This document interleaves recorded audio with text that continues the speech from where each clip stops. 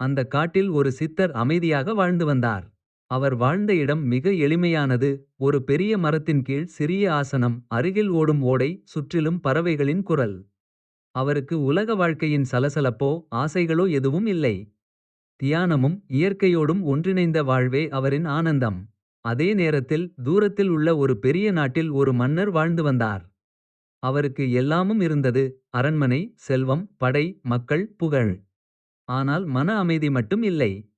நகரம் முழுவதும் சத்தம், அரசியல் சிக்கல்கள், மக்கள் குறைகள், முடிவில்லா ஆசைகள். இவை அனைத்தும் மன்னரின் மனதை தினமும் சிதறடித்தன.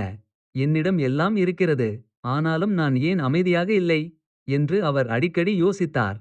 ஒரு நாள் ஒரு முதிய அமைச்சர் சொன்னார்: அரசே, இந்த உலக குழப்பத்துக்கு பதில் அரண்மனையில் கிடைக்காது. காட்டில் வாழும் ஒரு ஞானி இருக்கிறார். அவரை சந்தியுங்கள். மன்னர் உடனே அந்த காட்டுக்கு செல்ல முடிவு செய்தார். மன்னர் காட்டுக்குள் வந்தபோது அங்கு இருந்த அமைதியே அவரை அதிர்ச்சியடையச் செய்தது. நகரத்தில் கேட்கும் சத்தம் ஒன்றும் இல்லை. சித்தர் கண்களை திறந்து மன்னரை பார்த்தார்.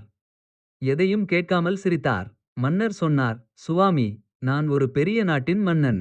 எல்லாம் இருக்கிறது, ஆனாலும் மன அமைதி இல்லை. எனக்கு அமைதி வேண்டும். சித்தர் அருகில் இருந்த ஒரு தேங்காயை எடுத்து காட்டினார். அதை ஒரு நாயின் முன்னால் வைத்தார். நாய் அதை பிடித்து ஓடிவிட்டது. மன்னர் குழப்பமடைந்தார். இதற்கு என்ன அர்த்தம்? சித்தர் மெதுவாக பேசினார். நாய் தேங்காயை பிடித்துக் கொண்டது. அதற்குள் என்ன இருக்கிறது என்று தெரியாது. உடைக்கவும் தெரியாது. விட்டுவிடவும் தெரியாது. அதனால் அது சுமையோடு ஓடிக்கொண்டே இருக்கும். அரசே, மனிதரும் அதேபோல தான். செல்வம் சேர்த்துக் கொள்கிறார். பதவி பிடித்துக் கொள்கிறார். புகழை பிடித்துக் கொள்கிறார். அவற்றை எப்படி பயன்படுத்துவது தெரியாது. விடுவது தெரியாது. அதனால் மனம் எப்போதும் சுமையோடு ஓடிக்கொண்டே இருக்கும். மன்னர் அமைதியாக கேட்டார். தேங்காயை உடைத்தால்தான் உள்ளே இருக்கும் நீரும் சுவையும் கிடைக்கும். அதேபோல் அகங்காரத்தை உடைத்தால்தான் அமைதி கிடைக்கும். நாயிடம் அகப்பட்ட தேங்காயானது பசியார உணவிற்கும் கிடைக்காது. கடவுளுக்கு உடைத்து வழிபாடு செய்யவும் கொடுக்காது. தானும் உடைத்து பார்க்கவோ பருகவோ முடியாது.